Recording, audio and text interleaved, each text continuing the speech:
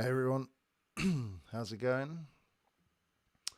Just fiddling with the stream. Sorry if it just glitched. It was because the internet up speed isn't fast enough, so I had to change that. Now, hopefully you can hear me all right. We're on the pod mic, so a bit loud, well, a bit better quality. So we're talking about this today, Canyon Neuron On. It's an interesting bike. Basically, it's a enduro bike. Well, not enduro, sorry, trail bike. But I've been using it for enduro, so it's pretty good. And yeah, we've got it here because we've been riding it a fair amount and just basically trying to get to know it and figure out how it's gone. And I've got some talking points today. So I've covered most of the bikes. I've done streams with most of them actually, but I haven't done a stream with this one yet. So I thought, well, why not? Let's do a stream and probably get some if anyone wants to chat and join in and have a look at what we're up to. That'll be great. And yeah, any questions through stream you can ask and I'll talk about it. And yeah, it seems like everything's functioning technically, which is good, but I have to stream in 1280p. I can't stream in 1920 because the internet is not fast enough upstream. If you live in the middle of nowhere, that's a problem. So there we go. Anyway, well, we've got trails, but internet's a bit dicey, so we do our best. Anyway, we've got a few people watching, which is good. And basically, yeah, let's get on with the bike then. So I put together some talking points for today, all about the Canyon Neuron On. This is the CF8 version, for those of you who want to know what it is. We've had it on test for a while now. I've done about 700 kilometers on it actually, which is a fair amount. And it's basically functioning pretty flawlessly, I have to say. And I've set it up pretty much the way I would have it set up. So it's stock, apart from I switched out the tyres. I've got some V tyres on here, we've got the Snap on the front, WCE, which is an enduro tyre, and we've got the Attack on the rear. And those tyres have really changed how the bike rides, actually. It increased the drag a little bit because it comes with knobby nicks, but unless you're just doing really simple trail riding, it's much better to have some thicker tyres on there. So I have done that. And yeah, apart from that, the bike's stock, haven't changed anything, haven't fiddled with anything. And we've got basically, we'll go run down through the specs to see what the bike is spec-wise. So the frame is in carbon. I think that's the first point we should talk about. This is a trail bike, but maybe all mountain, but carbon frame. So the other versions are aluminium, but once you get to the 5000, so the CF7 and on, you get, or the Neuron 7 and on, the Neuron On 7 and upwards, you get to a carbon frame. Brand new for this season. Now, I have spoken to Canyon. They've told me this is one of the most popular selling bikes. So it's kind of surprising that there aren't that many people actually testing them. So concurrently, you see people who've done tests when they launched it, but there's not many people who've actually got one who are doing continuous riding, getting to know the bike, going through like especially long-term tests, let's call it. How does it ride? And this is basically what I've been up to. And yeah, trying to really get into it. And so far, I have to say, I'm very impressed. It's really a fun bike. And it's got the same geometry, for those who don't know, as the Spectral On. And I can't remember those numbers off the top of my head, but I have got them in front of me, which is good. So the stream zooms out, I think that's good. So geometry is basically head angle, seat tube angle, and various other things. And I need to turn my phone off because it's going to beep at me. Somebody messaging me. No, okay. Midstream, let's turn the phone off. So basically, yeah, we've got head angle wise, let's get into the geometry. So geometry wise, they're pretty similar between the sizes. Obviously the lengths, the reach changes and things like that. But fundamentally, this is the L, so I'm going to start from the L. And we've got a head tube of 65.5. Now that's like a pretty reasonable head tube. And I have to say, although it's a all-mountain trail bike, it's like the same kind of head angle or even less than bikes 10 years ago. So it's fairly, by 10 years standards, aggressive. It's fairly medium by today's standard. So it's got a 140mm fork, which honestly is plenty for this type of bike. It's a Fox 34 with the 65 head angle. You find yourself pretty much, I can't read that properly. Yeah, 65.5. My eyes aren't working properly from a distance. Seat tube angles 69.9. And let's look at the reach numbers, because the reach is very interesting. So the reach, for those of you who don't know, is from the bar to the saddle. And that reach number is coming in at, I will give you, because I can't remember off the top of my head, at 485 millimeters on a large. So to give comparison, an enduro bike might be 490, 500 for an L size.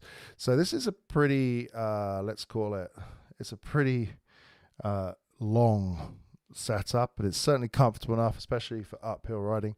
But obviously you notice that on the downhills, so that's an important point. Oh, we got a couple of concurrents. Hi everyone. Make sure you give a like and subscribe. It's cool. So it's a bit strange doing a stream on my own. I'm used to sort of having people with me. In the last few days I've been bouncing off people, so I'm always interested for your chats. Don't forget to write comments, etc. in there, and I'll obviously answer, especially if you want to know anything about the bike. So basically, what else have we got going on here? We've got, let's bring that down. But my mic is a little, I need a new mic stand. Anyway, so we've got some other things. Let's talk about the spec rundown. So first of all, let's talk about the most important thing, the price. This bike is €5,599, the CF8. They have a CF7 version, which is at €5,000. And yeah, so good bikes for the price.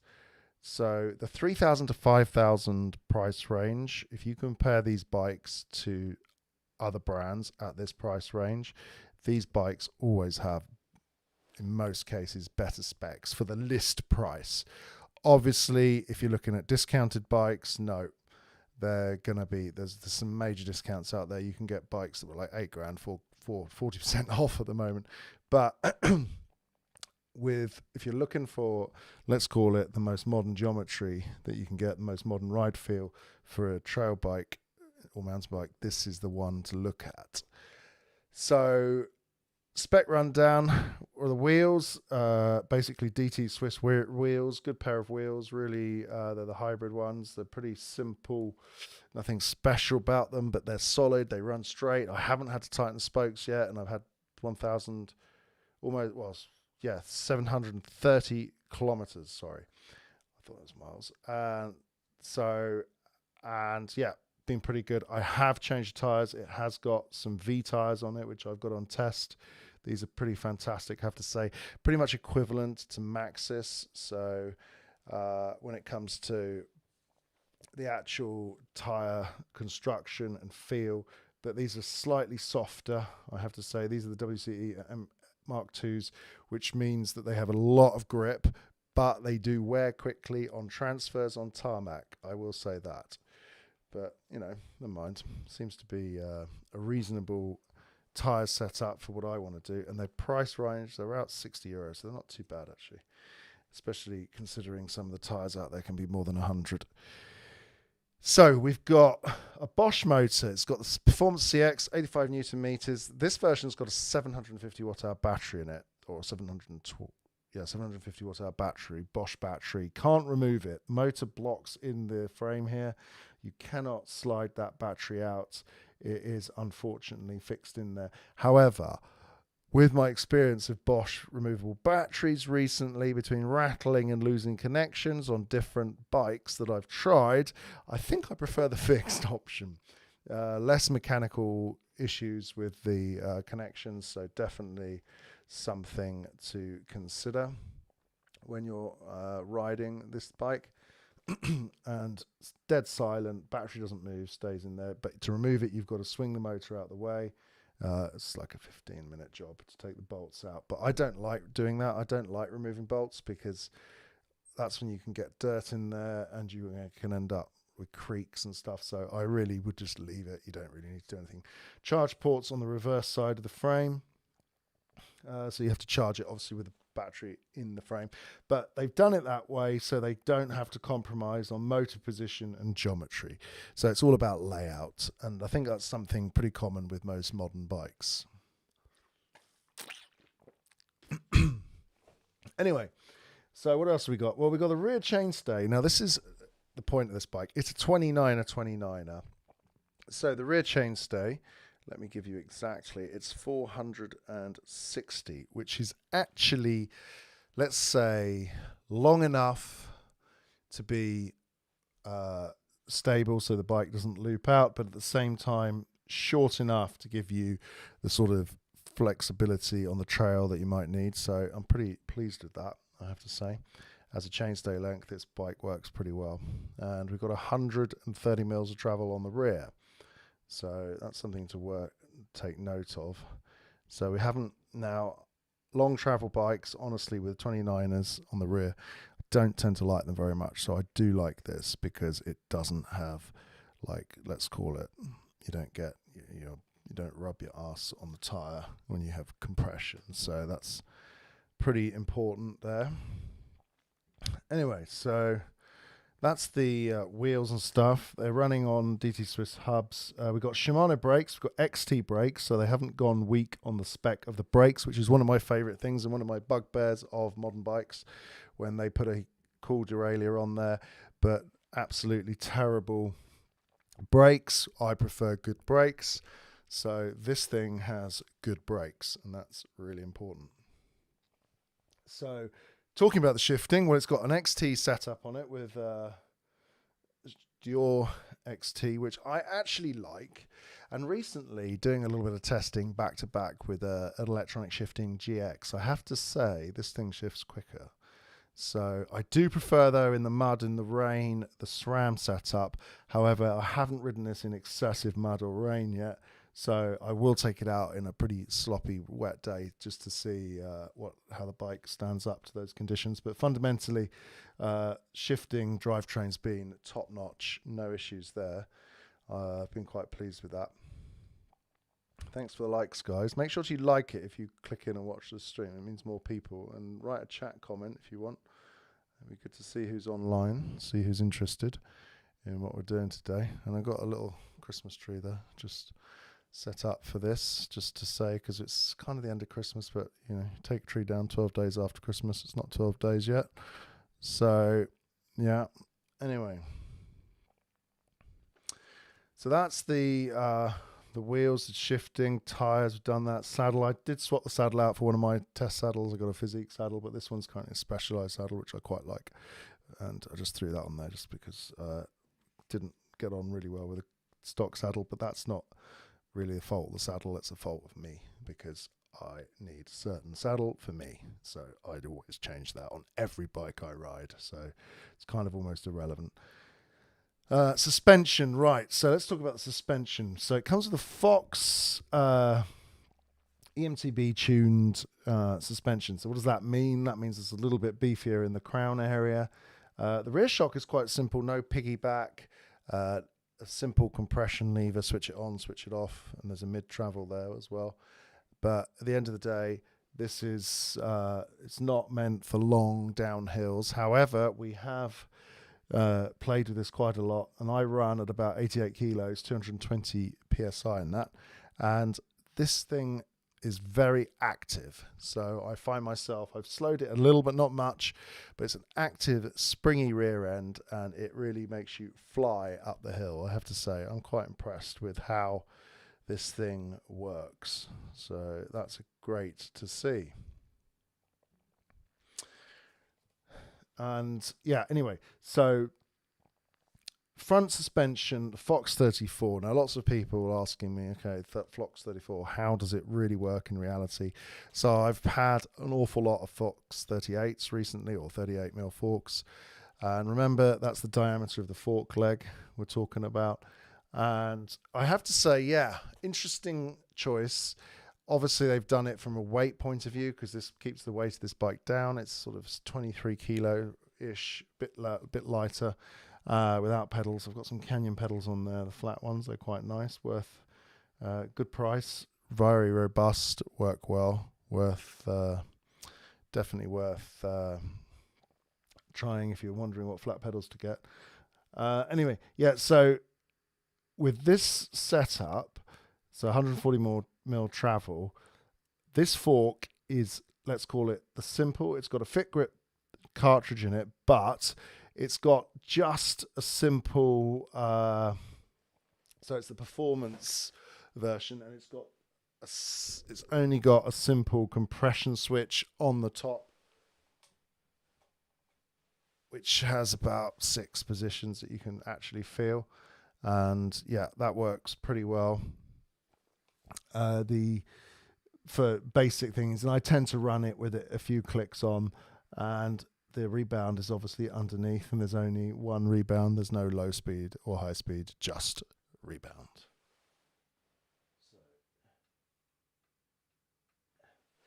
And the other thing to remember, when you click and you move it underneath, it doesn't you don't unscrew the cap, make the change and put it back on. So, you know, it can be easily got at. But you don't really need to have it slowed down, really. Just keep it fairly quick so it keeps the bike lively. Now, remember, this is a short travel bike, and lively ride is pretty much what you want with a bike like this. So braking, though, we do have only 180mm discs, I think, on the back, and a 200 on the front. So again, discs are not meant for hardcore descending, but I do want to talk about what it's like riding it. And I've been riding it a lot recently, and I've put it in some videos, and he released a new video today with Alan from MBR, and he's been over here riding with me, and he's one of the most experienced journalists in the world. So it was great to ride with him and see what he's been up to and his thoughts. And he'd never ridden one of these, and we were riding it together, and he was quite impressed, actually. And when it came down to the end of the last trail we did, which was very difficult trail, we did it at some speed, and he said he's ridden about 8 bikes down there, and this is the one that he said gave him the most confidence and beat out of the door even bikes like the Yeti SB150, which is a 29er, supposed to be a do-it-all enduro bike, but this thing, he felt more confident on it.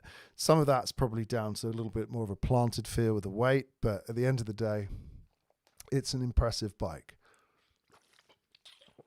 when it comes to riding, and it's a very surprising bike. And that's the thing, the very first time I rode this, and I was talking to Canyon about it, I had to say that I told them how impressed I was with the fun factor, and that's one of the things that really stands out about this bike, is the actual fun that you can be had with this type of bike. I was surprised. So we've got Pedro. I have a Neuron On 7 EP8 motor, and I love the bike. I bought another Neuron On 6 for my wife. Hi, Piero. Yeah, Pedro, sorry. Yeah, it's a good bike. That's the point I'm getting to here with the riding. Basically, what we've got is a bike which is, as Pedro's just written in the comment, thank you, in the chat, it is an underrated bike. Yeah, it's amazing. from a point of view of simplicity and ride feel. So when you get on it, it holds you in a fairly upright position. It's not an enduro. You're not stretched out. You're not in attack mode.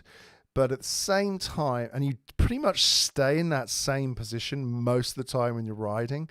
So if you compare it to, say, the Strive On, you find yourself in quite an upright pedal position. It's got a more vertical seat tube. But then you find yourself more squashed and laid out for descending. Whereas this thing, you tend to be about the same, which is a big difference between, say, an enduro bike and a trail bike. Just readjust my seat. So, in my opinion, this is the kind of bike, especially if you're new into mountain biking or you just want to take your first step into the e-bike world, this is basically where you can go and you can head here pretty safely, knowing that you've got a bike that's going to be current for at least another 3, 4, 5 years from a geometry point of view. And that's not the whole story. You can also, and I'm going to do a fork test. I'm interested to know what this works like with a 36 on it. So I'm going to swap it out and do a test with a 36. Why not? I've got one. I can do that. And I reckon that it should be an interesting thing. But that's something which you might consider in the future if you're thinking about, like, just want to upgrade your bike. You're thinking even changing your bike. I wouldn't change it. This bike probably, because the thing about it is it has the same frame geometry on the front as the Spectral, which is a sort of a heavier duty riding bike. So you'll be riding a lot more off-road, aggressive, long trails with that. It does come with a 900 watt-hour battery and a Shimano motor. This has got the Bosch motor, so there is a difference there.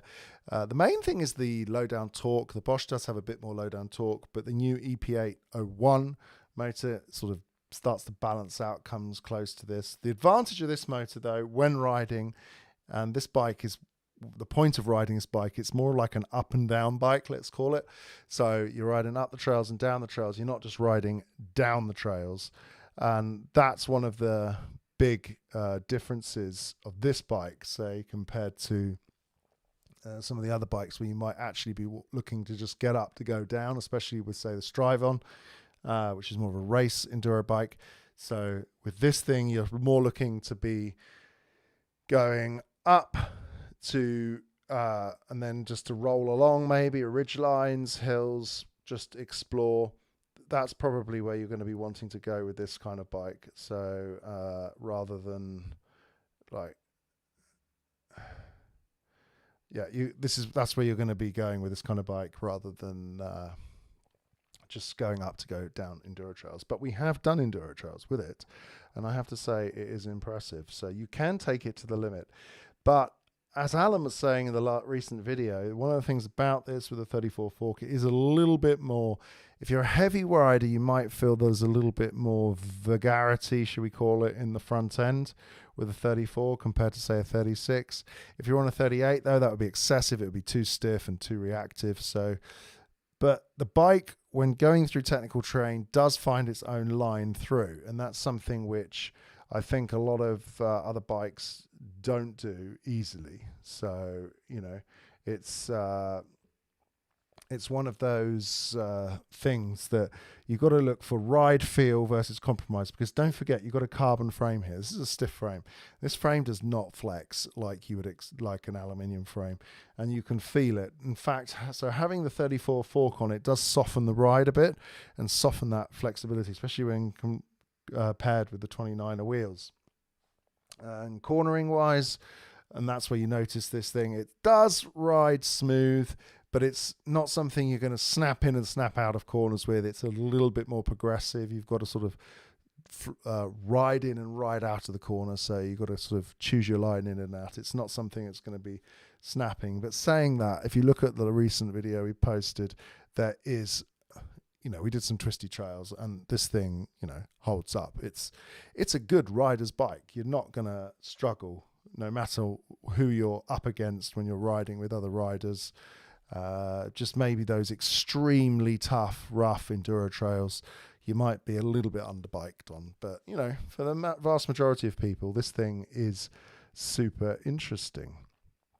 So I see there's a couple of questions here. or a couple of chat messages, and I'm going to read them properly. So it's Pedro. Hi, Pedro. How you doing?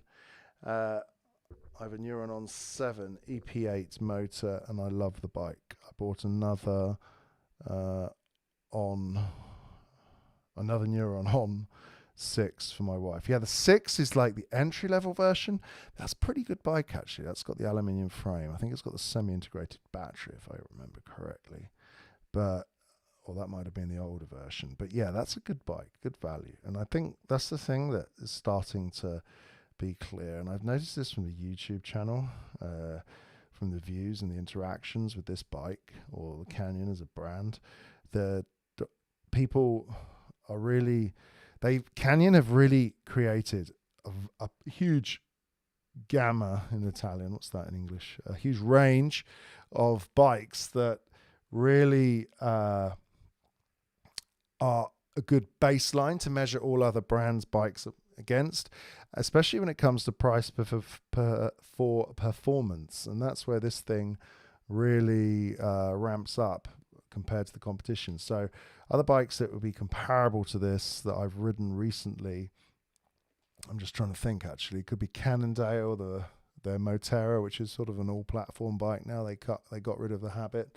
But Cannondale have been a bit silent actually. I think they've got too much stock. They're not selling, obviously. But that's sort of a bike which might be fairly similar in style to this, but I think this is better. Basically, slightly less heavy feeling bike, although the Canyon does have a coil spring on it, the one that I've tested. This is also up against, say, the Giant Trance X. I would take this over the Giant. I would say certainly that it has a better ride feel to it than the Giant. The Giant feels a little bit heavy and stiff, not my ideal bike. So far, I mean, I've been switching bikes and riding all kinds of things. So this thing, it comes out, and I'm going to be focusing on this now for the next sort of, few weeks, just to keep this right up there in my current bike riding ability. And I've got some new bikes coming which are going to be really interesting to ride. And I've also been riding a TOC recently, the Gram RC with a carbon frame, and that's a different type of bike to this, but very interesting bike. I've got another Pedro's written again. Hello, Pedro. I've done 2,400 kilometers on mine, and honestly, it does it all. From XC to a bit of enduro. Obviously, it's not downhill, but all good for me. Yeah, that's the thing. You've hit it on the head, really. It's the flexibility. This thing can do everything. You can't go top speed on it, but you can certainly do everything with it. And the one thing about that, especially if you've got the 750 watt hour battery version, is the range on it is fantastic. You can easily do 50 kilometers, no worries, or about 1,700, 2,000 meters climbing, depending on how fit you are and how much you weigh. Don't forget, weight is the biggest difference. On 88 kilos, I tend to be on, needing more effort, should we say, to get up to the sort of 2,000 meter barrier on a 750 watt hour battery. I need to keep that power mode down. For those who I didn't talk much about the power and the battery display, etc., it's got the top tube display from Bosch, and it also comes now with a mini remote. Mini remote is pretty cool. Keeps it simple, nice clean bar. You've got the app if you want, and you can connect with the app through your phone. I have to say that the app is quite useful. You can really fiddle with everything. And so if you have a look, let's see if I can just open the app up on my phone now. Got the Bosch Flow app. I don't think I can connect to this bike because I'm already connected to the other bike. So that's a problem. So if you are buying a couple of these things, because families tend to buy these, actually, I've had quite a few comments about that, families buying these bikes, is you can't control all the bikes in one app. You need to actually have a different app for each bike, or you remove the bike and then it zeroes out the settings. I think that's something Bosch needs to change, to be honest. I don't think it's the best way of doing it. I really think it would be much better if you could add multiple bikes to the Bosch app. So Bosch, if you're listening, please add that feature, because that would be useful. Okay, I'm a bike journalist, so that's the other bike. So yeah, I mean, on the Strive, I've done 1,200 kilometers on it, and on this, I've done about 700. So totally different number of kilometers. But yeah, I mean, problems. Right, this is a question. Have I found any problems with it? Well, the mini remote can be a bit weak if you catch your hand on it, or you put or you maybe turn the bike upside down. So you can solve that problem. If you have a look on my YouTube channel, you'll see there's a little short all about that, by wrapping some tape around it. Just a quick wrap of one warp of electrical tape, and that solves that problem, which is good. Apart from that, no. I mean, problem-wise, I suppose things I'd like to improve about it, I probably would ship it with a slightly better grip. Yeah, dude, look at that thing. Yeah, it's a good bike. Hey, Trail Pimp, good to see you. And it's basically, yeah, the grips, I probably would ship it with better grips. It's like you watch these brands and they do cheap out sometimes on some things, and I think the grips is something they cheaped out on. I mean, they're not terrible, but they're a little bit hard. But maybe they've gone for the harder wearing, because I think this bike is sort of aimed at the person who just wants to buy it and not really touch it and do sort of minimal maintenance, etc., and minimal changes. So they've probably gone for more of a generic route there with the grips. But I would fit something which, I mean, I've got some various grips in play at the moment, and the lizard skins, ones that I've got going on another bike, they're very comfortable. I really like them. But a lot of it's all about diameter and your hand size. So obviously grips, again, personal thing. That's all the thing about contact points. Often you find the grips, the saddle, pedals, very personal. I have to say the big wide platform pedal, like I've got here with a concave from Canyon, are a great type of pedal to have. But some of you out there use the clipless, which I don't use clipless. I've got them, I have tried them a fair amount, but I grew up with them. I had the very first SPD from Shimano, the 535, I think that was the number. But I prefer flats. I learned to ride flat. It was kind of a cool thing to do back in the day, and I had these wicked shark bite pedals with like an attack edge on them, let's say, so you would shred your shins if you slipped, but you never slipped, basically. That was the point. And I learned to ride pretty aggressively with those, so I kind of stayed that way. And with the right shoe combination, you can actually find yourself really comfortable. But again, if you're a beginner, you probably wouldn't need SPDs, and it's not really going to give you a massive benefit, I think, from an efficiency point of view in pedaling, because of basically because of the kind of riding you're doing. I mean, if you're sort of doing easygoing riding and you're not flattening the battery and talking about super efficiency and pulling that leg on the upstroke with your pedal, then honestly I wouldn't really worry too much about the pedals. Just keep it easy, but obviously that's a personal preference.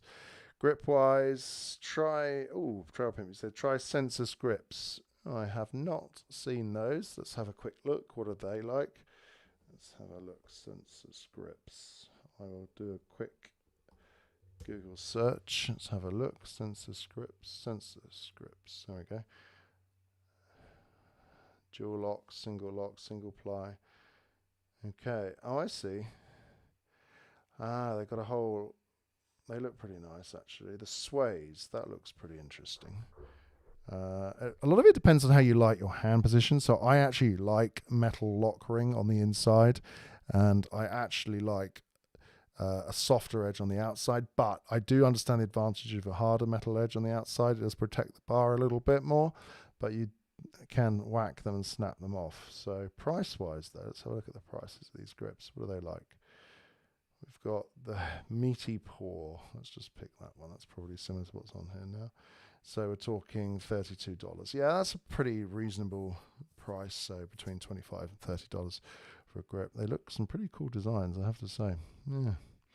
And you can choose whatever lock ring style. Yeah, I mean, grips are personal, and they're run by, what's his name? Kyle, the free rider. So obviously, they've got some pedigree behind them. Okay, Pedro, another comment. I have the 625 battery and I ride it mainly on eco and in stock profile too if I need. So that's a Shimano, yeah. If I need the range, I'm 6'2" and 86 kilos. Okay, so you're a couple of kilos lighter than me. I'm 6 and 88, quite wide. And I managed to do in one battery 102 kilometers and 1,697 meters. Yep, certainly possible, even with the 625 watt hour battery. A lot of it's about how you ride as well, temperature as well. So at the moment it's winter in Southern Europe, which means we're riding in about 12 degrees Celsius, so about 50 something degrees Fahrenheit. And yeah, it's not a big problem for the battery, but as soon as you go to the lower temperatures or you're going higher up and you're in the lower temperatures, the batteries do drain a lot quicker. They don't have the same performance characteristics. So, but the 625 is a perfectly reasonable battery to get, and I think that going to a 750 it's not necessary, and you do get penalized by an extra kilo in weight as well. So it's not really something to necessarily worry about when it comes to range. Even a good 625 branded battery from one of the main is going to give you a very acceptable range, and that's proved by one of those riders. I mean, I've got a 900 watt hour battery on one bike, and a couple of batteries for one bike, and I've still never flattened it, even when I've gone to the end. It's pretty impressive. So, Pedro's using the Shimano SPD PD EH500. Yeah, that's the base level Shimano, I think, isn't it? Let's just give a quick check about that because I can't remember. You know, there's so many components and brands out there. It's pretty hard to keep up with it all. But that is the Shimano pedal is a good pedal, and just I put them on because I was going to show earlier. But I've got the brand new Shimano flat pedal shoes. They're very beefy. I got sent them, and they're very impressive. So I'm going to be testing these soon. I haven't actually had them on the bike properly yet, but I'm probably going to do a video where I can just take 3 or 4, 5, 6 pairs of shoes and just ride the same trail repeatedly. And each time I ride the trail, I'll change my shoes to see what the difference is and come out with what I feel like is the better pair of shoes. And all shoes which have been ridden a bit, so they're all melded to my foot. So that might be an interesting test to do. So let's do the PD 500. Okay. I haven't seen that. Oh, I see. Those ones. Yeah. Okay, so they've got one side, it's got the clip, and the other side hasn't. So, yeah. Good pedal. Yeah. Shimano pedal, good float. I've got Crank Brothers, also the mallets. They're quite nice, but a lot of it depends on your knees as well. So some people have dodgy knees, so you need to go for the kind of pedal which fits your knee pedaling profile, let's say. We've got 9 concurrents. Bloomin' heck. Hello. That's quite a lot of people. So, and then Trail Pimp's written again. They are sick. My friends own the company. Oh, your friends own the company. That's pretty lucky of you. Well, thanks for that tip. I'd like to get some to try, actually. I'll have to give them a call and see what they have got. Or maybe I'll just order some, maybe. And then I can just test them without having to worry about anything. So, I don't know. Have they got a European distributor? Let's have a look. Don't know. Maybe not. I'll have to find. But yeah, they've obviously, got some... let's have a look. So they've got some good reviews there on the website, which is good. Accessories is an interesting point. I haven't really done much on accessories because I find it to be such a sort of... I find accessories world to be personal opinion, and although there are some clear winners out there, if you can see the Met helmet I've got over there, the parachute, amazing helmet, but I have found a problem with it, which I'll show you maybe in a minute.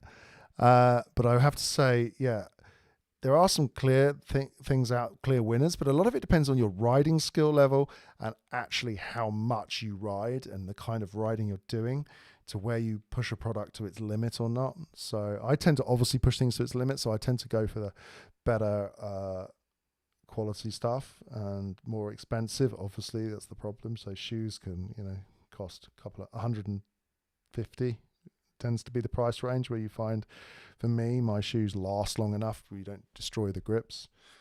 So Pedro, what else have you got there? Yeah, for sure, agree.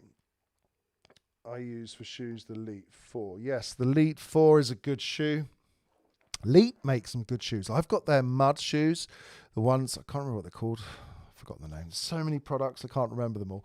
But I've been testing those in the winter and they're amazing. Keep your feet so warm. And in fact, they were recently voted by a UK mag as having the best resistance to the muddiest. They called them the beep. I haven't got a beep button, so I can't swear on stream. Sorry, but they got they won the sort of prize for dealing with the worst of the weather. So they called it the. Maybe I'll put the link in the description for that test because that's an interesting one. They got away with that one, but I can't do that. For those of you who haven't noticed, the channel is now monetized. So any adverts you see actually get a few pennies back, which is quite good now. So thanks for subscribing and watching. If you're not subscribed, please subscribe to the channel. That would be great. What's this, Pedro? For me, if I would trade my bike for having a longer rides in one, but I can't read that very well because hang on a minute, I've got a problem with my chat bot. Can't read it properly. So I'm trying this new software, but I haven't really doing very well with this. So where's the, no, it just gives me inspect. I want to see the chat. Where is the chat? It just says the participants. It doesn't say, oh, here's the chat. There we go. So for me, I would trade my bikes for having longer rides in one battery. So like the Spectral on the 900. Yeah, the 900. Okay. If you're going 900, we were having this discussion, me and Alan, the other day. So for those of you who don't know, if you've been watching the last videos, Alan's been on holiday and I've been taking advantage of his presence. Well, first of all, we didn't have any bikes with him, so he's been borrowing the bikes I've got. But also, he's got a lot of industry. Well, he's been there since almost the beginning of mountain biking, so he's got a lot of experience. And I have to agree with him on his thoughts of the 900. I've never flattened one because you need to be really fit to flatten a 900. So it's a little bit of an interesting subject matter. I wouldn't say that just because you're having a 900 battery means you're going to go further. You're probably, because you've got a little bit more weight, you've got to be a little bit more physical with the bike. A 900 compared to 600, you're going to be carrying almost an extra 1.5 kilos of weight as well. And that is noticeable as you ride up front. So Trail Pimp on the shoes. It's got the 510 impact for riding and ride concept for fine dining for me. Fine dining? Okay. Did I read that right? The ride concept for fine dining. Okay. Flats only for me. I use Ushima pedals made in Southern California. Okay, I've got to see that. What's it? Yoshimura. I've got to see those. I've never heard of Yoshimura. There we go. So it's obviously a custom pedal maker.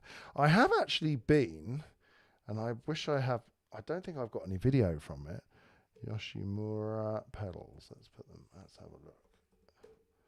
Interesting. Not seen those. Yoshimura cycling. Let's have a look at pedals. Ah, okay. Very nice. They look sick. Impressive. They've got a... I should share the screen actually, but I haven't tuned that. In the next stream, I'll have it set up better. I need a stream deck where I can just hit the buttons and switch around. I'll get one of those, I think, at some point. Replaceable pins. You can put them in the center or not. It's got a concave. Yeah, they look pretty wicked. Ooh, not cheap. Those top end ones are $200. So what have they got? What makes them cost 200? Well, probably they're made in the USA. That causes one of the costings. It's billet aluminium, but I see that they've got a concave on there. What's the axle?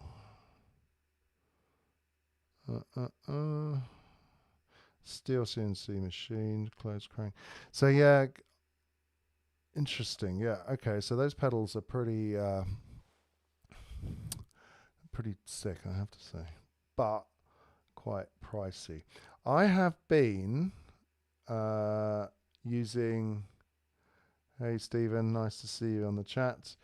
I have been testing quite a lot of different pedals, and I am, fortunately, I'm British, so that doesn't mean to say I'm biased against anything, because I've got a lot of Italian product at my door, like Formula suspension, and I'm going to go there and do a Formula suspension setup on a bike and brakes. Actually, I'm going to take a bike there and just go to the factory. They're going to install it for me, and it's only like 50 kilometers away, so that's going to be pretty cool. They are a game changer, Alex. Okay. I need to try some. But have they got a European importer? So anyway, back to the pedal thing. I was being on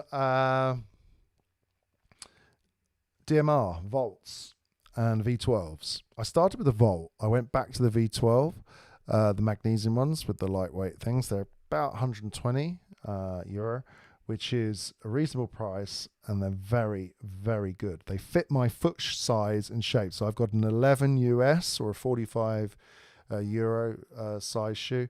And I have to say that's the V6 for me. Sorry, the V12 for me has been an absolute, I love the concave and the sticky feel with them. And then I found some really cheap V6s, which are 25 euro. They're plastic pedals. I did a video about it on the channel. They are impressive as well, I have to say. I haven't got any work with my hand right now, but can't wait to see you test them on the Neuron. Yeah. So I haven't got... I'm trying to multitask here. So the thing about streaming is you have to multitask. I'm doing it alone, so I've got no one in the background. So I've got the videos on, got the sound set up. I do a pre-recorded test before just to see how it functions. And yeah, it's all working. But I'm trying to follow the chat and also keep a clear thought going as well on the bike. But yeah, I mean, at the end of the day, pedals are personal, but I did find some entry-level pedals at 25 euros or $25. V6, plastic body, loads of grip from DMR. I was shocked how good they were, and I thought, well, why does no one else make these pedals that this good or this cheap? Because price point is obviously an important factor, and this type of bike, although it's still, you know, a good lot of money, it's at the lower or just above the lower end of the scale, so we say performance bikes.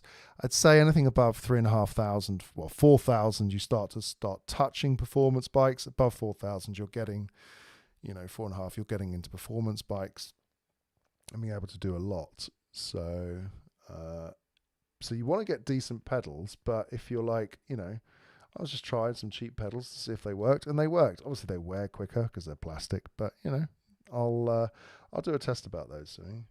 Oh yeah, nice Christmas tree. Hi Peter Harrison, nice to see you. Yeah, Christmas trees, like, you know, just a bit of fun, little Christmas tree. Doesn't take over. It's quite good actually. You can put a bag over it and like close it up, and it's ready for next year. You don't have to do anything. I did modify it though. I've got like a lump of wood and I drilled it in because it broke, but there we go. And my kids love that little tree, so we keep the little tree. So, yeah, I think the Christmas tree, what made the Christmas tree popular? I think it was Queen Victoria or something, or I don't know. Where's the origin of the Christmas tree? I'm just interested to know now. Origin. I love the internet for this. Isn't that amazing? Of the Christmas tree. How did it know that? It just predicted the text. And I'm using DuckDuckGo, by the way. Use DuckDuckGo because you don't get hacked. History of Christmas trees. Oh, basically it's a use of evergreens in ancient Egypt and Rome, to the German traditions of candlelit trees that made its way to America in the 1800s.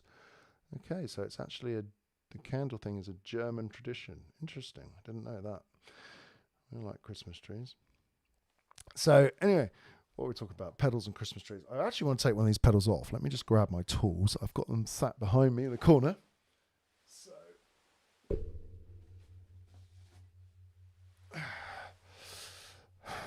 I love a good pedal wrench. 6mm. I'm glad that a lot of pedal companies have abandoned 8 and gone back to 6, because 8mm is just annoying.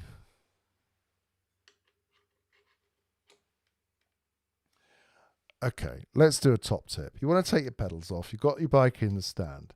Remember, left is lefty-loosey, righty-tighty. So, or you just knock it back, because don't forget the thread is reversed on the other side. So you just make sure the pedal goes backwards. So Feedback Sports gave me a whole load of stuff to use as tools. And I have to say, the quality is impressive. It comes from having green stuff in the dark time of the year. Yes, that's true. It does. Basic, it's a German thing. Yeah, the Germans have invented a lot of things.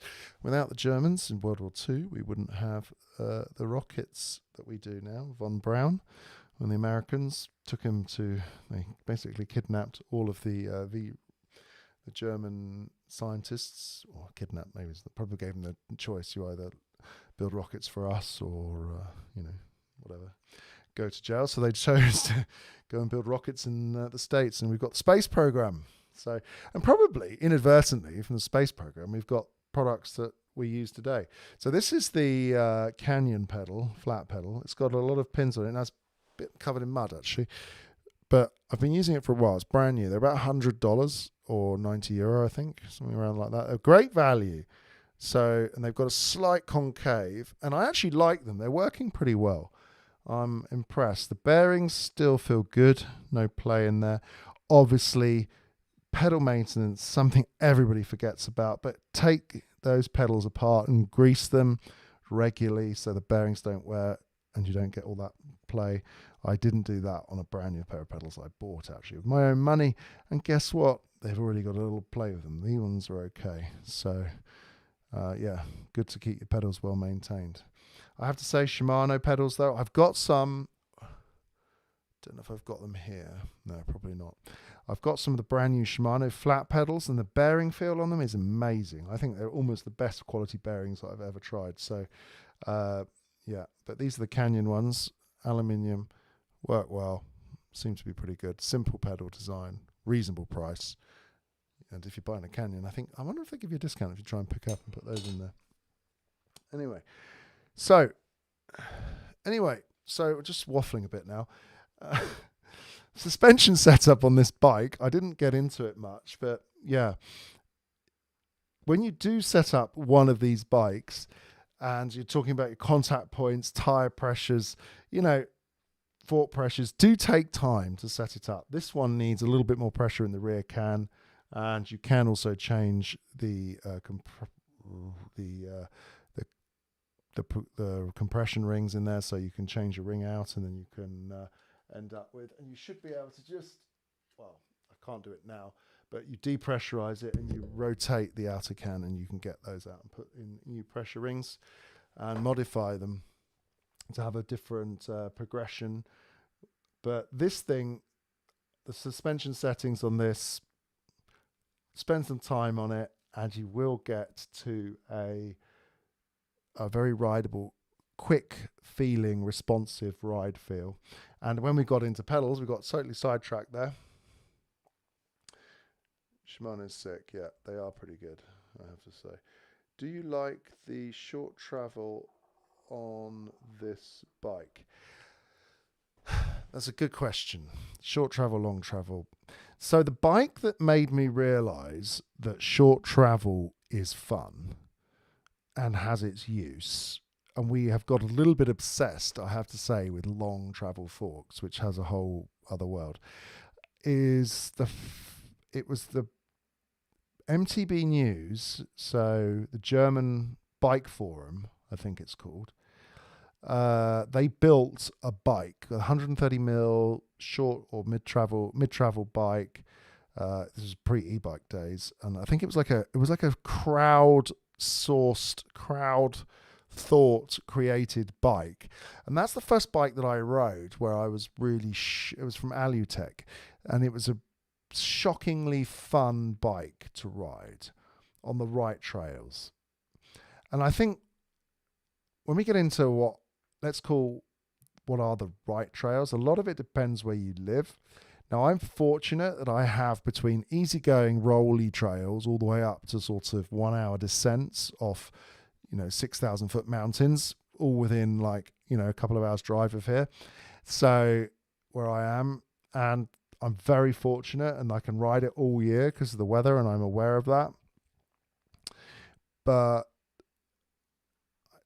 I would say, if you look at sort of the general population spread of the world and where they live, and you don't really need much more than 140 mil travel, I would say, for a significant proportion of the stuff, unless you're near the Alps or you've got some really sort of gnarly trail builders near you. A bike like this, and this is what Alan was getting at in my video at the end, the conclusion, the confidence aspiring feel of this bike with short or mid travel fork is quite surprising, and you'd be surprised. I think the wheels with the suspension travel are more important as a combination factor at this level. So when you get to long travel, and another thing to remember, if the fork is more raked out, you've got a more steeper and a more open head angle compared to, say, short travel. You've got 170 mil fork. That's 170 mil extension. That's not vertical. So you have to, some guys testing do actually measure the actual travel of the fork, like in the sort of up and down version. It's not 170 feel, a bit like 150 because I do trigonometry and you can work it out. But so it gives a more immediate ride feel, the short travel, compared to the long travel. The long travel sucks up the energy a lot, shall we say. Obviously, for going fast and big hits, long travel makes sense. But I don't think that many people really in the public actually use long travel. And that's the thing that's really come to my attention, is the actual level of riding across the general population. Now, I look at the stats on my YouTube channel, and it's, it ranges from sort of 18 up to 70 with a bump, should we say, from sort of 40 plus.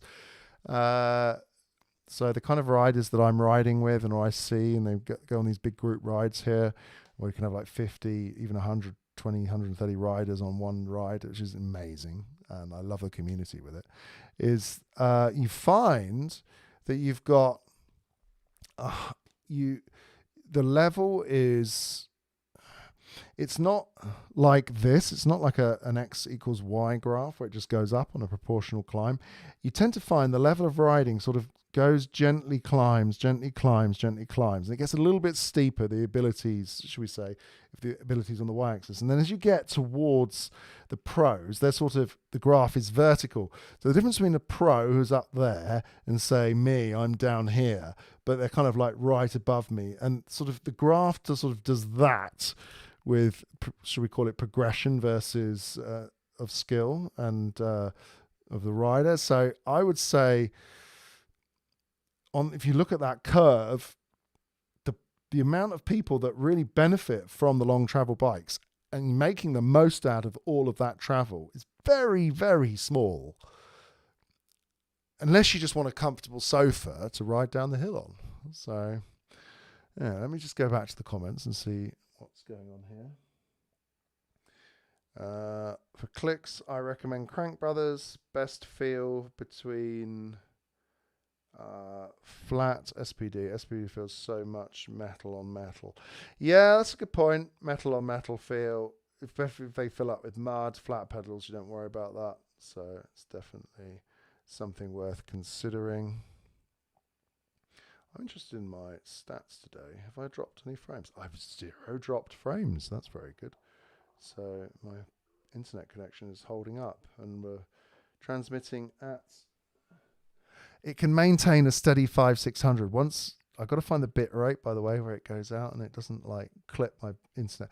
My maximum upload rate, for those who are interested, is 700 kilobits a second. And yeah, I found the perfect sweet spot with a bit rate. I've got a 2,500 kilobits actually at the moment. So just for those who are knowing, but I haven't dropped any frames. Sorry, getting sidetracked there.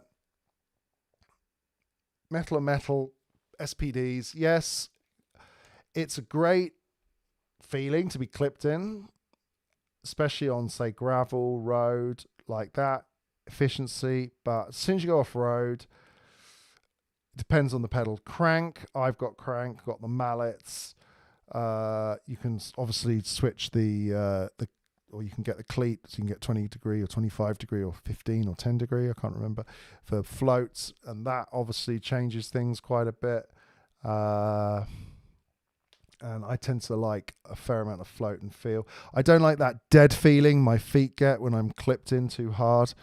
I don't like my feet just being rigid and always in the same position. They end up feeling kind of dead, so I don't like that feeling. So I prefer the flat. I can move around, and I foot off ride and stuff as well. But I mean, it all depends on your style and what you learned. I mean, I'm now 45, and I started doing the sort of flat pedals when I was like 17. So, long time ago, and aggressive riding. So let's have a look at the clicks. What's the difference between the motors, the Shimano and the Bosch on the Neuron? I think low down torque. Bosch has more low down torque. I definitely prefer that low down torque, and also it has the extended boost, so you give the pedals a whack, and the motor spins up, and it has like an overrun which they use to boost you through tricky technical stuff. The Shimano doesn't have that, but the new Shimano has improved. But this kind of performance characteristics, you only know, I mean, it depends where you're riding again. If you're riding techie trails, the Bosch is kind of a benchmark really for riding techie trails. But there are other motors out there which are more powerful than the Bosch, and I have tried them. And a lot of it's on your ride approach, maybe, if you come into a technical section, how you ride. So I always get stuck in a quandary when it comes to discussing Shimano or Bosch. I find myself really on the fence between the two. I never quite know, because both have advantages. Like, honestly, the displays and remotes on the Shimano, much better. Battery life better on Bosch, but it's more of a bulky design. Shimano has a slightly cleaner, slimmer, better integrated look to the motors, in my opinion. And they're also lighter. I think they're about 300-400 grams lighter, which is a pound, which is quite a lot. Yes, 44 old metal. Yes, 46 and going. Dude, I'm spoiled with my 2024 Torque On E. I need one bike that does it all. I'm in a ski resort area and I need to smash on the way down. Yes, I know. Long travel is addictive. But then you end up with this and you go, hang on a minute. This is fun. And that's something, yeah, I understand what you're saying. But trust me, this bike is an interesting... I mean, we're not talking cheap bikes. And if you save your pennies and, you forego a few beers or maybe, wear a few free t-shirts, whatever it is, you can probably save up the pennies and have a second bike, for a different type of riding style. And there are those situations where I will choose this bike to go riding because it's more fun, and I just want to have a bit more fun. I want to play, I want to have fun.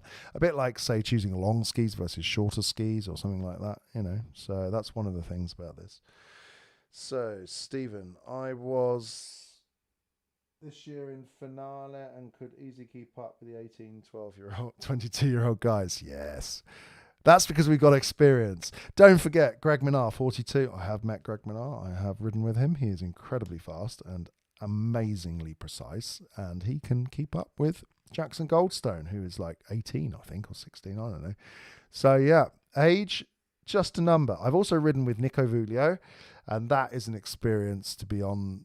And I've had him behind me. One of the coolest riding moments in my life was when he was behind me. and we hit a jump. Well, it wasn't really a jump. It was a techie trail in Valberg in France, and he was right behind me, and we were on a test day for La Pierre, and I just took a line, and I heard him behind me go, "Woo, wow, that was cool," and I was like, "Oh wow," I just had to go really appreciate my line choice. And he's like an old school rider, but he trains the young French guys for all the La Pierre teams, so he's age, experience. I think there's a limit though. I'd like to know what it is. I wonder if Greg can keep going till he's 50. That'd be interesting, wouldn't it? See if we got a 50-year-old winner on a World Cup. I mean, but then experience does make a big difference, because you can feel your way down a trail.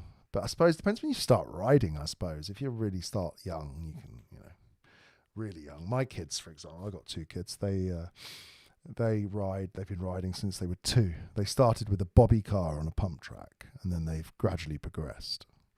So, and they getting as fast as me now, downhill on easy stuff. Hey, Aquesta Esta. Okay, I don't speak Spanish, so I'm going to have to translate that. Oh, you're from Brazil. Okay, that's not Spanish, that's Portuguese. Is this available in Brazil? I think I can read. I read Italian, so I don't know. I have no idea. Is it available in Brazil? That is a good question. Let's have a look. What can we do? So we change our region. South Latin America. Brazil. No, Bolivia, Brazil. Yeah, there is Brazil. Yeah, this bike is actually, or Canyon do sell into Brazil, but I don't know which models. You might not find all the models are available in all countries. So Brazil looks like it has got road bikes and XC bikes. Don't know what else is available there. So, but definitely mountain bikes. Let's see what it hasn't. It hasn't got any e-bikes there yet. It's probably something to do with importing. But I'm sure that they will be working on getting it there, and also the servicing. But yeah, thanks for watching all the way from Brazil. That's amazing. Yes, the float is amazing. There was also a nice interview series on GCN from the road pros. 80% of the ride, the ones with the most play, only some sprinters with 0 play. Yeah, more play. It's just that dead leg feeling, dead foot feeling. I can't stand it. Even though when I was a kid, I used to tighten those down on the old SPD 535s or 505s. I can't remember the number. But yeah, just dead feeling, especially if it's cold and you don't move your feet. If it's really cold, locked in, don't like that. So a quick question, so from Peter, which modes does the motor have? What options are there on the handles? Okay, so the modes, this comes with Eco, Tour, EMTB mode and Turbo. The Eco and Tour, or it's Tour Plus now, they've changed it. So Tour Plus is actually a responsive mode, a bit like EMTB mode. So the motor judges what's going on and it will respond to the rider's inputs and maybe a bit of inclination in the trail, what's happening. And then the turbo mode is just full power all the time. You've also got the app where you can adjust it. You can change the dynamic performance of the motor, so that's the response time. And you can also change, like, you can maximize the percentage effort. Now, these motors tend to give out, I think, a maximum of 400%, so 100% in. So you put 100 watts in, you get 500 out with 400 from the motor and 100 from your legs. Now, the tuning on them, you don't find a big difference between, say, +3 or +5 on the apps when you tune them, because they go from -5 to +5 with 0 in the middle. And I've noticed that you sort of need +2 to +5, you notice the difference a bit. And I tend to just bump them to max on everything. I mean, I did a YouTube short, we need more turbo, and I'm being serious. It's like, if you've got it, just use it, so unless you're going for pure range and fitness, but you can use the eco modes. Now, one thing you can do, which I have done on one of my Bosch bikes for experience, is you can actually have the modes pre-programmed by a Bosch dealer, so they can actually, and I've got auto mode installed on one of mine just for difference, and I've removed the eco mode, so I've got Tour, Auto, EMTB and Turbo, and that's interesting. And the race motor doesn't have eco mode, it has Tour plus EMTB, Turbo and Race. So, you know, I haven't had a race motor for a while actually. I need to get one and do some testing with it. It'd be good fun. But jumping is not for me. Jumps, not bumps. Hang on a minute, I can't read that. This thing is, the app is really annoying. I can't see what the words are. That's a silly design. Somebody needs to get on their UX. I can't read it properly. Let's have a look. But jumping is, for me, real jumps, not bumps. Yes, big jumps. We like nice, smooth, well-built jumps. Well-built is the thing, because often you find you're riding down a trail, you don't know the jumps, you don't know who built them, you ride, you jump, and you find you're going in a weird direction, or the front of the bike doesn't just smoothly take off and smoothly land. You find yourself getting a bit of a kick off the back.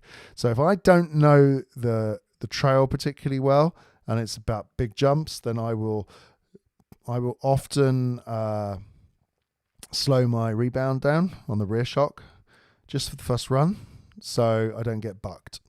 I don't want to go down the trail and have the suspension extend really quickly off a big jump and boop, and launch me the wrong way because I wasn't paying attention, especially if there's a little lump on the lip. As you go over the lip, the rear wheel hits into it and just launches you and knocks you off on flight, and that's really dangerous, so I try to avoid that. So anyway, wow, we've got 8 people on the stream watching. That's amazing. Thanks, guys.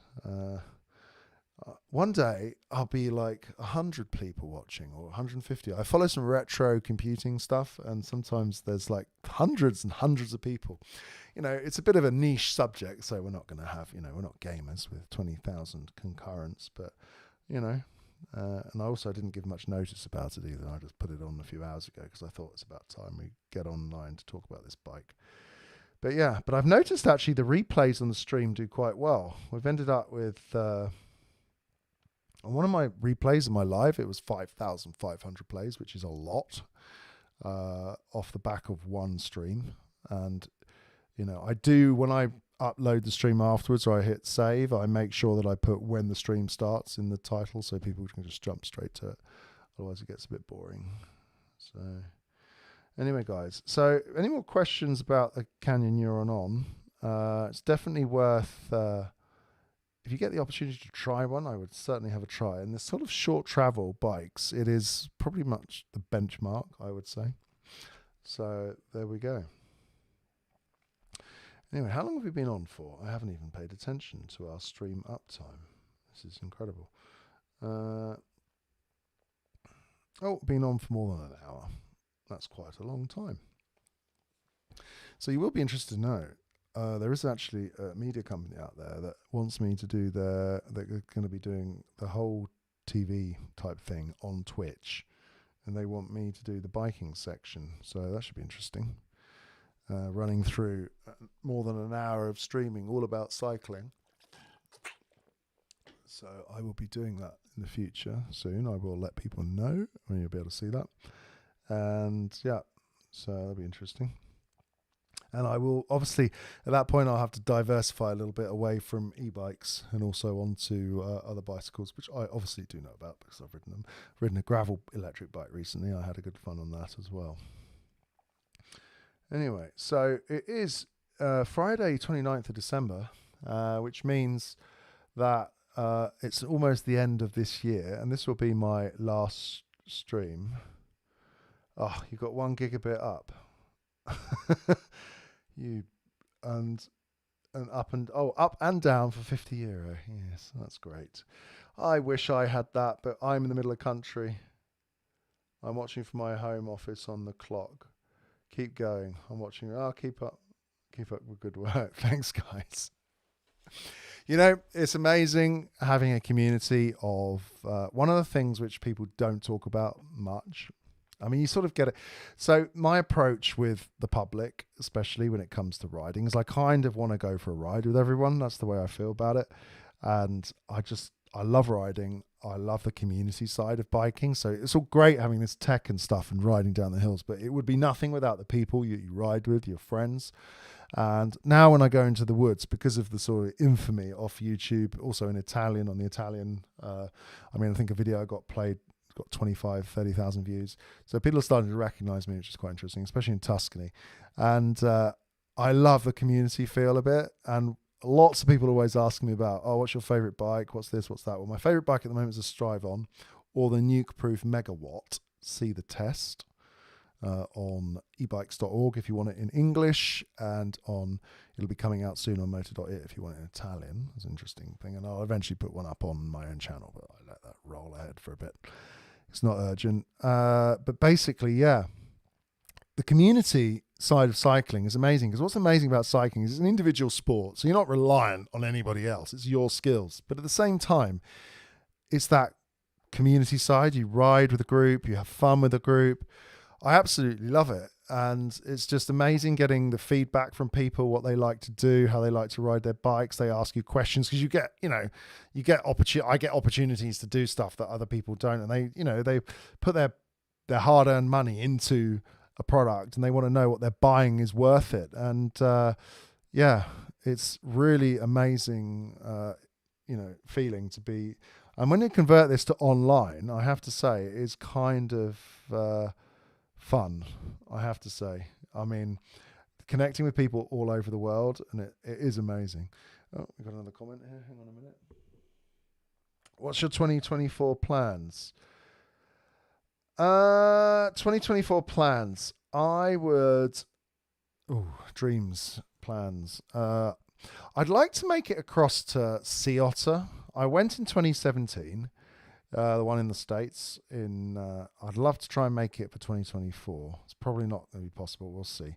But bike industry's, a bit crunchy at the moment, should we say. They got too much stock, but it'll recover. I'm not too worried. And I would love to make it across there and go and see how the States is developing, because I've been reading some mainstream news articles, let's call it, or the big sort of general press, let's call it, where they're now talking about e-bikes really exploding now in America. So I'd be interested to see if that's true. I'd love to see the feedback, because between 2017 and 2024, it's a big gap. So I'd be interested to see how the cycling industry's changed. So I'd like to go to a few more shows this year and get some more bikes in. I think there's more bike availability, so I'll try and get more testing. It would be amazing if I could do a different bike every week or two, but that's quite hard to do, so we'll see.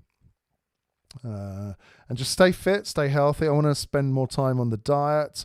I'm going to do a video soon with a nutritionist who's a friend of mine, who's expert in nutrition. I really want to focus on diet, because recently I've lost 4 kilos, so that's 9 pounds in weight, by just dietary changes. I didn't really change anything much apart from how I ate, and I wasn't eating badly before, but I just changed the constituencies a bit, and I want to get into that a little bit, because I really feel like health and cycling go together, and the diet is definitely something to look at. And although it's a very personal thing, diet, and there's no completely right way of doing it, I just want to get a general impression about how I can improve that. So Paul, hi Paul, just about to buy a Strive or Neuron On. Should I get some sort of frame protection? Yes. Frame protection costs about 50 to 90 euro, depending on the ones you get. There's Chameleon Skin, do a good one from Europe, Italy, and then there's an American one, I can't think, Visiframe or something. And it's a special material, definitely worth it. I've got an old bike with that stuff on it, and it is like new. And it stops those massive stone chips. Now, I haven't shown you guys, but there is a hole in one of my carbon frames from me crashing. And it might have been mitigated by having a bit of frame protection on it. But, it doesn't really add any weight, and you just got to get it applied properly. So if there's an expert who's good at doing it, so it looks good, or, you can do it yourself. Maybe I could do something all about how to apply frame protection. That might be a good video, because these bikes are expensive. And if you want somebody who changes your bikes very frequently, every year or two, or every couple of years, obviously it keeps the look of the bike running good. So have a look. Chirpy, if you come to Lake Tahoe, I can get you a free ticket to North Star Ski Resort Bike Park. Ooh. North Star, I'd love to go ride North Star. I've heard about that. Pretty gnar, but definitely worth a ride. I would love to go there and appreciate things. Sea Otter's 4 hours from us. Yeah, Sea Otter. It's a great place. Sea Otter's amazing. You go sit there in the car park and you think, why would I be in the car park? And there are the community there is incredible. There's like big what's it called, RUVs, recreational utility vehicles or camper vans parked, but massive ones, and there's like kids in every direction on their back wheel 99% of the time, just riding around uphill, downhill, all always on the back wheel, and it's just so much fun. And meeting all the different people from the other side of the world who love biking. But obviously the key thing about Sea Otter is the dual slalom. Watching that race live, the dual slalom stuff is amazing.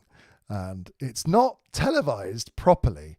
That's what really annoyed me, actually. The shocking thing about Sea Otter, the dual slalom, the feeling you get when you're watching it live and you're there is incredible. And you just not, especially to sort of the mid-top bit where somebody normally breaks free or is very close racing. That is epic. And then you can go and stand at the start gate as well and watch all the pro riders come in and out, and you just chat to them like, best in the world, and you're just chatting to them, and it is amazing. So yeah. Anyway, so it's pretty incredible today having all of these people from all over the world having a click in, and I should do more streams. I should do a live build stream maybe at one day. That would be cool. Get a bike out. Maybe I can do a live stream where I swap out the fork and get a feel for that. That might be cool. So we can swap this. Maybe I could do that next week, possibly, or the week after, where we change the fork for a 150 mil fork, 160 mil fork, I might try and get Formula to do that. That would be something I could do at Formula. Get one of their Selva 160 mil forks with a 36 or a 35. Interesting. Making me think. That'd be interesting. Swapped out on this just for, experimental purposes. Yes, do that. 34 for 36. I will. I'll do that sooner than I can, because I think it would be an interesting experiment, but it needs to be done. So you ride the trail, get a feel for it, swap the fork, ride it again, because otherwise you can't because you're too quick to adjust to feel the difference. So it's great if you do it back to back. I've done that with RockShox versus Fox, which obviously the main two brands, but I actually ended up preferring the RockShox, which was interesting. Although the Fox, technically speaking, could be considered a more advanced, more adjustable fork, I found the Zeb to be more preferential to my riding style. Although I found the 38 Fox to be very good, but it was like I probably wasn't making the most out of it, so I wasn't riding it hard enough. Whereas it was a bit more progressive, so it was soft and then it ramped up towards the end, whereas the RockShox was a little bit more linear, which probably reflects, riding styles of people. I would say my riding style and skills is not, I'm a professional rider because I ride a lot, but I wouldn't say I'm like a pro rider, just leave me in the dust.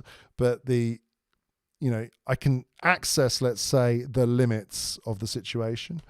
And I still felt, even in that situation, that the RockShox Zeb was more to my liking. But, that was an interesting, out of the box forks now are amazing. They really are very, very good. So it doesn't really matter the brand.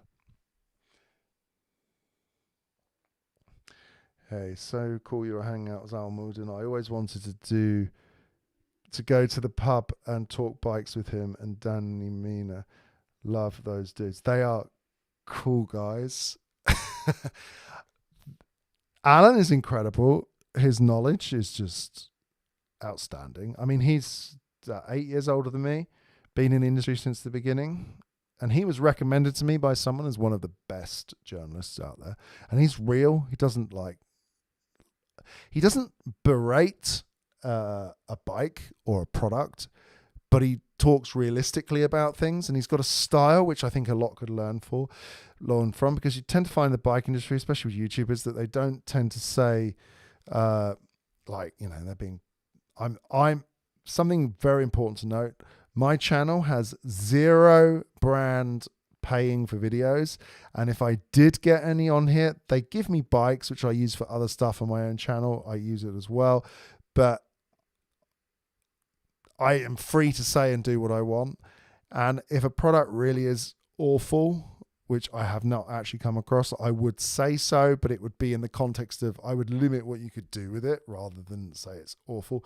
And I think that's where you have to really take into account, and this is what Al taught me a lot about the last few days. It's make sure that you do say what you can do with a product, and I've already been doing that, and he was actually recommended to me way back in the time by Rob Roskop.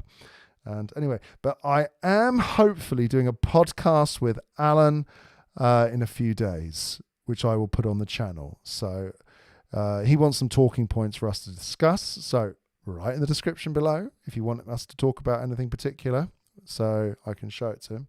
And we will have a sort of long form 1 hour chat, and it'll be good to bounce off him ideas. But he's actually quite receptive. He's got very strong opinion, very strong mind, but he is receptive to your inputs, obviously, if you know what you're talking about, But somebody like him, what he knows about suspension setup, though, is impressive. I mean, simple things that just seem like you don't do much, suddenly there's a whole level of complication within it. But it's worth knowing that he did have, I think he's got a pure maths and physics degree. It's like incredibly clever. Anyway. Il viaggio del tuffolo. Okay, so what do you say there? Ho visto. Okay, I'm just going to switch to Italian, guys, so I'll back into English in a second. Ho visto lo comparativo neuron spectralon. Secondo te, qual è la migliore per un utilizzo all mountain? Lo spectro mi piace, l'ho anche provato, ma non mi convince troppo il motore Shimano. Yeah, if you're stuck between the Shimano motor and the Bosch and you're not convinced, honestly, with this bike here, the Neuron, you'll be fine. You won't be missing a great deal. The bigger battery is, if you're really into the, if 900 is, if you're like 110 kilos, 240 pound rider, I would go for a 900 watt hour battery, go for the Spectral. But if you're sort of 90 kilos and less, or 195 kilos and less, the 750 watt hour Bosch battery is fine, and you're not going to be having many problems. If you feel like the bike isn't aggressive enough, fork swap, definitely. So, spero che hai capito. So, sto dicendo, let me just switch to Italian for a second. Excuse me, guys, for this listener. So, sto dicendo che praticamente che la forcella, il motore della Shimano può essere interessante, ma se hai il nuovo Spectrum con il IP801 c'è più spunta, più coppia in la bassa cadenza, and that's, so basically I wouldn't worry about it too much. It's okay, but if you really are into Bosch, then take the Bosch route. This bike won't disappoint you. Se ti piace veramente il Bosch, questa è anche una strada apposta giusta, diciamo, e non sei, ovviamente dipende sul tuo peso. Se veramente sei un rider pesante, 110 kg, forse è meglio andare con il 900, con il Shimano. Thanks, guys. Sorry for that. Italian. This is an English stream, but I have Italian. Interesting, when we break down the stats for my channel, I get 15% from the States, 15% from the UK, 15% from Germany. Germany's quite important. And Italy, I get about 15% of viewers. Obviously, I'm quite well known in Italy, which is useful. So let's have a look more questions here. Translate. I saw the Neuron. Oh, here we go. Thank you, dude. You translated it. Yeah, some YT guy. Everything is amazing, great, blah, blah, blah. Yes, this is the problem. YouTube is an interesting world. First to be monetized, the channel is now monetized. It's taken 150 videos. I've been paid for one, and that was just to, he said, could you come and like show me your trail area? my trail area, and I was like, yeah, I'll come, but I'll pay the fuel and stuff. He's like, I'll pay your fuel, don't worry. So I did it for the fuel cost basically. And yeah, I mean, and it was a great place to ride, so it wasn't really hard to sort of say it was good. But I have to say, yeah, YouTube is an interesting world. There's some quite vanilla opinions out there, and there's some more robust opinions. I think being live is a great way to really have a real connection where you can really tell what the person's like. So if they've got no lives, then that's where I'd start to go, okay, so who's paying? So it's a bit murky sometimes, you don't know, but I do know that the brands do like us to have an opinion. They don't want us to be sort of in their pay and just saying whatever they want. They like independent validation, and a lot of that comes from the community. So if I build the community big with my style and my opinion, and based on what you guys like, and you guys trust me and what I'm saying, what I'm feeling, and I get feedback from other journalists who I trust to regulate what I'm saying, then, and if I'm missing points, like talking to Alan, I can see, I've got to talk about this and this. There's a few points I've missed that I could definitely spend a bit more time on future reviews. And one of them is the suspension. And possibly I could approach that with like a general review and then a more specific technical review of a bike. So I just ride review, spec review, yeah, blah, blah, easy going, nothing too detailed, because the videos, otherwise people drop off and they don't watch it and they get boring. So I reckon, once you get above 10-minute videos, the retention drops. So around 15-minute videos, which I have done, you've got to be really dedicated and really interested in listening to what I've got to say, which is probably not everybody. But yeah, it's definitely a difficult thing to sort of balance out, let's say. Anyway, guys, I think we've come to pretty much a natural conclusion. It's an hour and a half of stream, which is really long, the longest stream I've done, but it's great to have you guys online.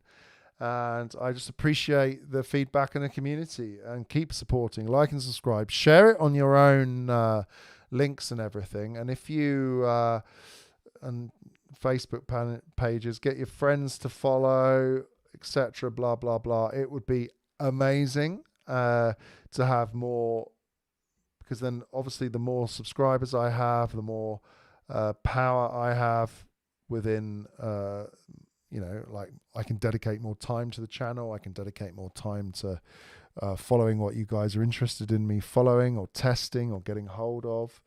I've had a lot of Canyon bikes this year. I've got some talk. I've got some Lapierre new GLP3 coming soon, which will be interesting. And there's lots of stuff coming. Just it's the wintertime lulls. Just got to connect with everybody in January, and we'll see what we come out with. But yeah, so thanks for watching the stream, everyone. Don't forget to like and subscribe, read a comment, hit the like button. I know that's a cliche, but just please do it. It does make a difference. And yeah, just keep riding. Enjoy your time between I speak to you guys next on the next stream, and just have a good New Year, because it's New Year in 2 days. So thanks for watching, and goodbye, everybody.